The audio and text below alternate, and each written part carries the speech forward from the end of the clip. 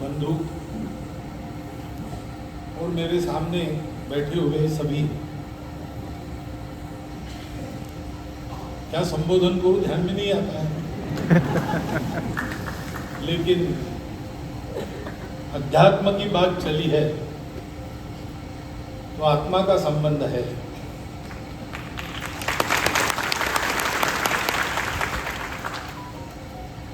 और हम सभी में अवसर रूप में एक ही परमात्मा है, उसी की हम संतानें हैं। इसलिए भैया बहन ये बहुत अच्छा संबोधन हम सब लोगों को, ये संबोधन भी अच्छा है और ऐसा वास्तव में होना भी अच्छा है। क्योंकि जब ये भाव रहता है कि सब हमारे भाई है, सब हमारी बहनें हैं,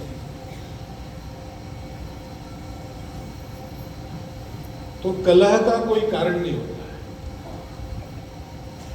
किसी बात में झगड़ा नहीं होता है। हम सब भाई बहनें हैं, जो भी है सब मिलके हम उसमें चला लेंगे।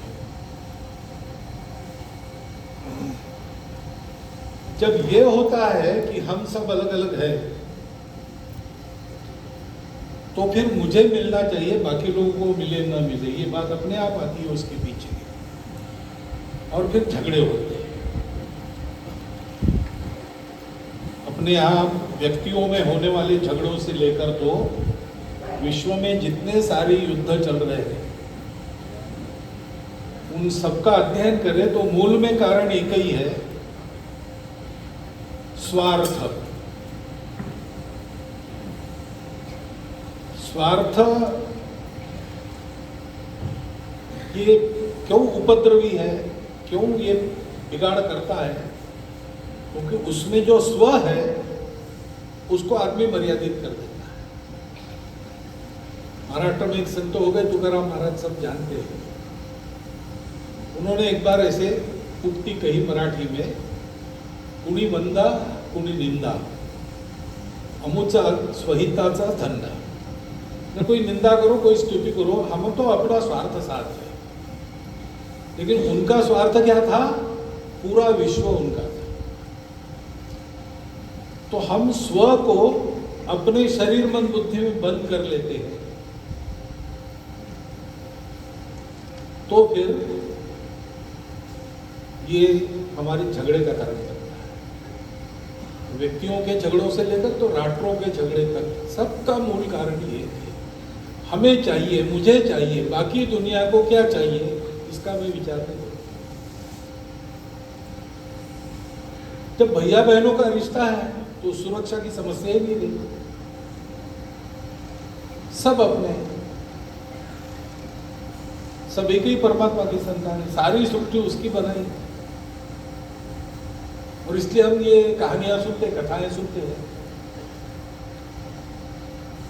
कि एक रास्ते पर लोग जाने से डरते थे, क्योंकि एक बहुत बड़ा विषैला नाग वहां रहता था, और जो जाएगा उसका पीछा करके उसको काटता था। इतना बड़ा था, उसको देखकर ही लोग डर जाते, मारना भी संभव नहीं। तो तथागत एक बार उस रास्ते पर चले, लोगों ने समझाया मत जाइए। उन्होंने कहा मुझे इसी रास्ते से जाना है, परिस्थिति से मुझे क्या लेना देना, क्योंकि जो अपने अंदर क्या है वो जानता है। अभी अंतर जगत की यात्रा हमने की, उस यात्रा के गंतव्य तक जो पहुंच जाता है वो तो उसको पता है, परिस्थिति आती है और जाती है। परिस्थिति में मैं कायम हूं, अच्छा था तब भी मैं था, खराब था तो भी मैं था, झेलने वाला तो मैं हूं, और जो झेलना है वो बदलते रहता है। इसलिए जो झेलना पड़े, जाना तो अपना रास्ता जो तय किया है उसी से निकले। लोगों ने देखा तो विशाला साहब सामने आ गया, और जैसे उसने तथागत को देखा, उसने अपने पन को समेट लिया और उनके चरणों पर नमन करके चला गया। अब आज के तथाकथित बहुत बुद्धिवादी लोग इसका सबूत मांगेंगे अब सबूत क्या देना भाई, इतनी पुरानी बात, उस समय कोई लिखता नहीं था। भारत के ज्ञान में ही ये बात है कि ऐसे होता है, कि इसमें लिखने लायक भी कुछ नहीं। तथागत जैसी तपस्या करे तो वैसे ही होगा, इसलिए किसी ने लिखा नहीं होगा। परंतु संदेश तो पक्का है कहानी का। हम अगर सबको अपना मानते, हमारे अंदर वैर नहीं है तो कोई हमारा वैर नहीं है। और आजकल पर्यावरण के लोग यही कहते हैं, सर्प मित्र होते हैं आजकल। पहले तो सांप कोई भी हो, कैसा भी दिखे, मारो उसको, क्योंकि डर था, हमारे मन में डर था काटेगा। अब वो ज्ञान के कारण वो डर चला गया तो लोग कहते नहीं भाई सब सांप विषैले नहीं होते। और विषैले सांप भी इसलिए काटते हैं कि आप कुछ करते हो, उनकी जगह पर आप जाते हो, उनको जितने अंतर पर रखना चाहिए नहीं रखते। उनका एक रेंज होता है, उसके अंदर बच जाओ तो कुछ नहीं करेगा। गलती से आ गया आपके रास्ते में तो चुपचाप पकड़ो और जंगल में छोड़ो। ये आजकल हो गया। क्यों हो गया? क्योंकि मनुष्य ने अपने उस भौतिक ज्ञान के कारण थोड़ा सा वैरभाव सृष्टि के प्रति अपना कर दिया। तो अगर हमारे मन में ये अपनापन है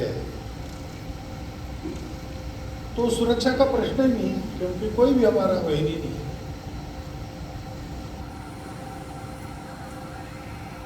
दुनिया में लोगों को डर लगता है, ये बड़ा होगा तो मेरा क्या होगा, भारत बड़ा होगा तो हमारा स्थान कहाँ रहेगा, इसलिए लागू करो टैरिफ।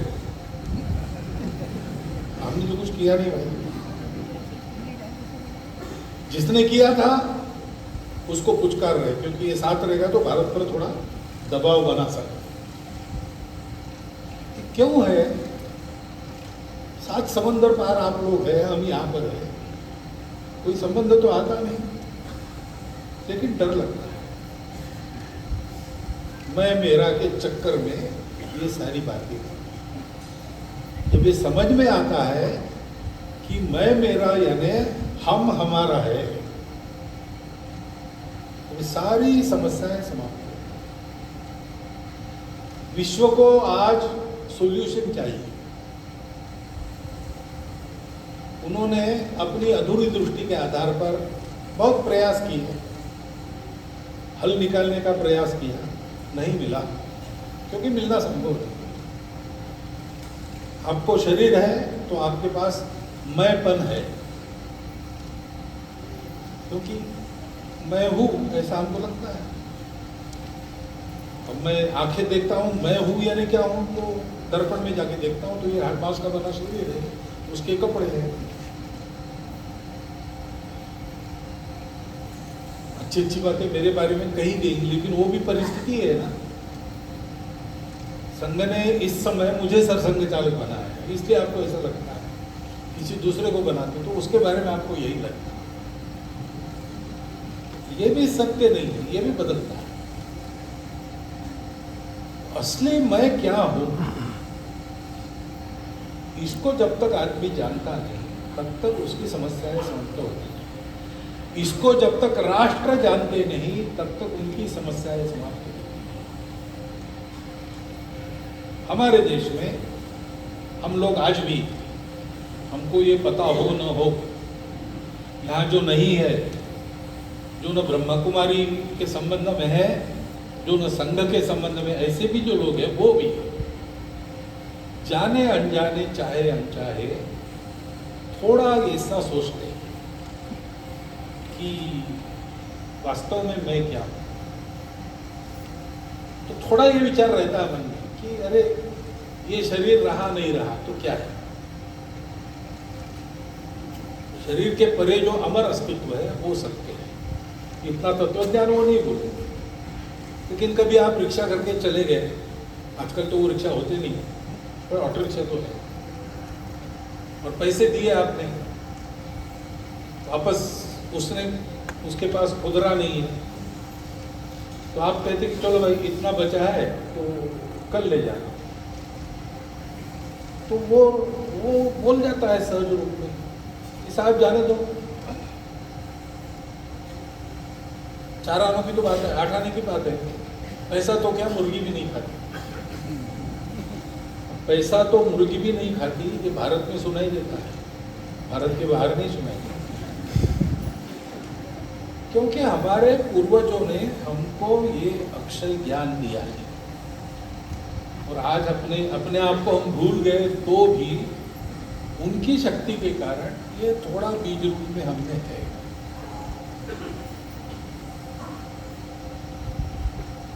और राष्ट्र के नाते भी भारत अपने आप को जानता है। भारत कहता है कि हम एक बड़े देश है और हमको बड़ा बनना है, भरपूर बनना है, लेकिन किस लिए भरपूर बनना है, हमारा काम क्या है? वो कहता है कि हमको इसलिए बनाया गया कि समय समय पर ये जो मनुष्य के विचार में कमी होती है, जोड़ने वाले तत्व की, आत्मा की, उसको पूरा करने के लिए हमको एक देश के नाते जीना है, बड़ा बनना है, भरपूर बनना है। क्योंकि विश्व का स्वभाव है, सही बात कोई एक फटेहाल आदमी आपको आकर यही बात बताए जो मैं बोल रहा हूं, तो आप नहीं सुनिए। तो बोलने वाला कौन है, क्या है? मैं बोल रहा हूं तो आप सुन रहे हैं, क्योंकि मुझे आज कुछ बना दिया है। से दुनिया भी जो बना है उसका मन, तो इसलिए भरपूर बनना है। भरपूर बन के क्या करना है? बाकी लोग भरपूर बन के क्या करते हैं? जो भरपूर है उनको कम करके अपने आप को बढ़ाने में लगते हैं, लूट खसोट चलते हैं, आक्रमण करते हैं, अपने शक्ति के मद में दुर्बलों को दबाते हैं। भारत ने अपने आप को पहचाना, भारत कहता है हम इसके लिए नहीं। आप कभी भी देखो, प्राचीन समय तो है ही, लेकिन अपना अर्वाचीन इतिहास देखो, स्वतंत्रता प्राप्त करने वाले अपने जो सब नेतागण थे, अलग अलग विचारों के, अलग अलग विचारधाराओं के, सबने कहा है कि भारत को भरपूर बनना है, बनाना है। किस लिए बनाना है? तो सब लोगों ने यही बात की है कि भारत को सारे विश्व को राहत देनी है। और इसलिए भारत में आज भी अभाव में भी लोग सुखी रहते हैं। अभाव होना नहीं चाहिए, लेकिन अब है, अभी बदलेगा तो बदलेगा। है तो भी लोग, संतोष लोगों के पास है, सुविधा नहीं है, दुख है, कष्ट है, लेकिन दुख कष्ट में भी एक आधा माल ढोने वाला अपने उस गाड़ी को ढोते ढोते थोड़ा अवकाश मिलता है तो नागपुर में आपने दृश्य देखा होगा कि जहाँ अच्छे घने वृक्ष है रास्तों पर, उसकी छाया में अपना ठेला रखकर उस पर सो जाता है आराम से। करोड़ों कमाने वाले भी अन्य देशों में नींद की गोलियां लिए बिना सोने से। तो एक संतोष धन हमारे पास उसके कारण है क्योंकि हमारे पास ये अपनापन है। अयम निज परो वेति गणनाम लघुचेतसाम उदार चरिता नाम तो वसुधैव कुटुंबकम, क्योंकि हमको ये कनेक्शन पता है। लेकिन जैसा मैंने कहा कि थोड़ा सा है, सूक्ष्म है, अंदर है, कभी कभी प्रकट होता है, इससे काम नहीं चलेगा।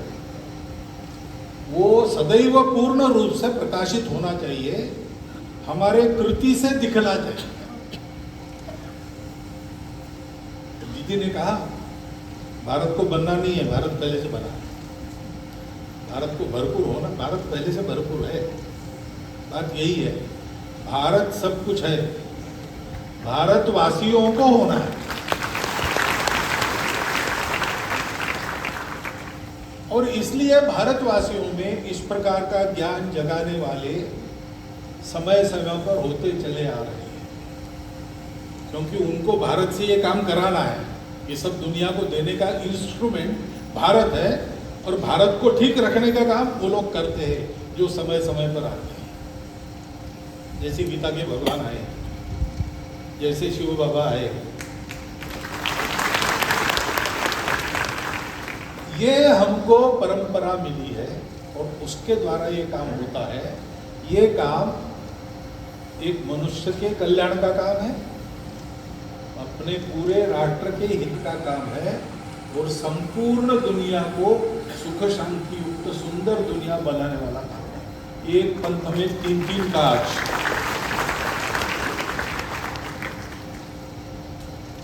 अब इस दिशा में हम लोग काम करने के लिए लगे हैं, तो व्यक्ति की प्रकृति होती है,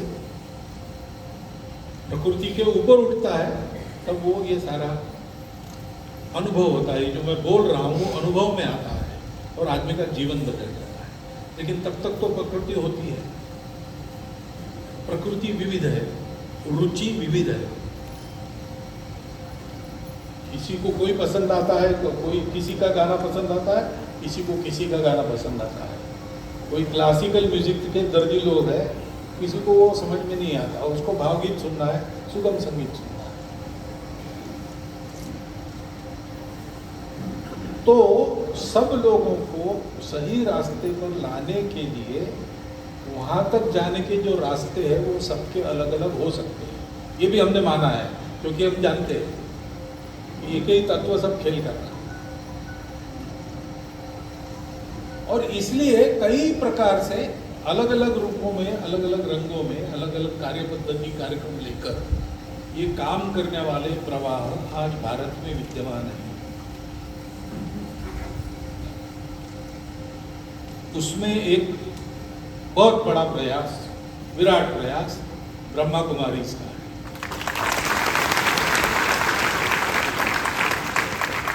हम लोग की भी अंदर के इस अपनापन को जगाने का काम ही कर रहे हैं। रास्ता थोड़ा अलग है, कार्यक्रम थोड़े अलग है, उद्देश्य ही है, और बहुत ज़्यादा मिलता है आपके। जैसे आपने कहा कि आप पूर्णतया स्वावलंबी है, जो कुछ होता है उसके लिए भवन बनाने पड़ते हैं, केंद्र बनाने पड़ते हैं, सेवा करनी पड़ती है। ये सारा जो खर्चा होता है वो खर्चा किसी से मांगते नहीं, हम अपना बनाते। संघ भी ऐसे ही करता है, संघ भी स्वयं संघ को चलाते। आप क्या करते हैं? आप शील जगाते, चारित्र जगाते, और चारित्र जगाने का आधार क्या है? बाहर की कोई बात नहीं, अंदर की बात है। अपनी अंतर यात्रा करो, शरीर मन बुद्धि के परे जाओ। संघ भी कहता है कि बनना है तो अंदर से बनना है। चारित्र, चारित्र के पीछे शील होता है। चारित्र यानी बाहर से जो आचरण करता है, चरण, घूमना फिरना, करना बोलना सोचना, ये सारा दिखता है बाहर से। वो ठीक होना है तो अंदर की प्रवृत्ति ठीक होनी चाहिए। उसके लिए गहराई में अंदर उतरकर वहां से हम सब ठीक करते हैं। संघ भी यही सोचता है कि ठीक होना है तो अंदर से होना है, तरीका अलग है। और आज आवश्यकता दुनिया की है कि भारत भरपूर, फिर से भारतवासी भरपूर और ज्ञानयुक्त होकर अपने अपने जीवन से सबको सिखाए। पूरे भारत को ऐसा होना है तो आज की तारीख में 142 करोड़ लोगों का देश है, इतनी सारी भाषाएं, इतनी सारी विविधता, इतने सारे पंथ संप्रदाय सब है, तो करने वाले भी उतने सारे हैं। केवल संघ नहीं, केवल ब्रह्म कुमार नहीं, और भी है। तो एक ही उद्देश्य को लेकर अपने अपने कार्यक्रम रंग रूप लेकर काम करने वाले सब लोगों को परस्पर पूरक होना आवश्यक है। मिल नहीं जाना, अपना अपना काम अपने तरीके से करना, क्योंकि तरीका मूल में सबका एक ही है, अंदर को जगा, और जाना भी सबको एक ही है। और समाज इतना बड़ा और इतनी विभिन्न रुचियों वाला है कि एक कोई सबको नहीं पकड़ सकता।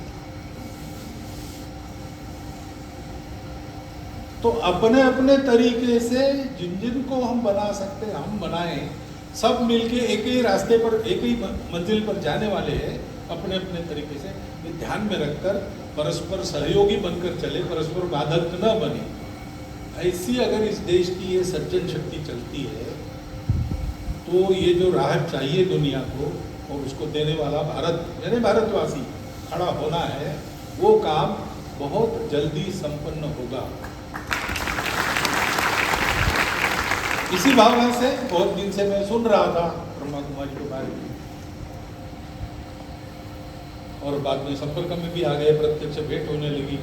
तो मैं आऊँगा आऊँगा ऐसा मैं कहते रहा, लेकिन समय लगता है हमको समय निकालने में। तो यहाँ नागपुर के केंद्र में आज आया हूँ और जैसा आपको बताया गया, अब आने का भी निमंत्रण मुझे मिला है।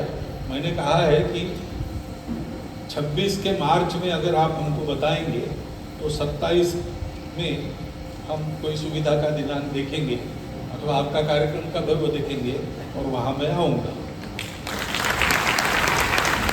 मैं आऊँगा कुछ आशीर्वाद देने के भाव से नहीं आऊँगा, क्योंकि मैं जानता हूँ मेरी पात्रता नहीं है, वो साधना करने वालों की होती है, दीदियों की है, भैयाओं की है, मेरी नहीं है। मैं आऊँगा सीखने के लिए, देखने के लिए और ये कहने के लिए कि अपने अपने रास्ते से चलकर हम सबको एक लक्ष्य तक सबको पहुंचाना है। इतना ध्यान में रखिए। इतनी ही एक विनती आपके सामने रखता हूं और मेरे 4 शब्द समझ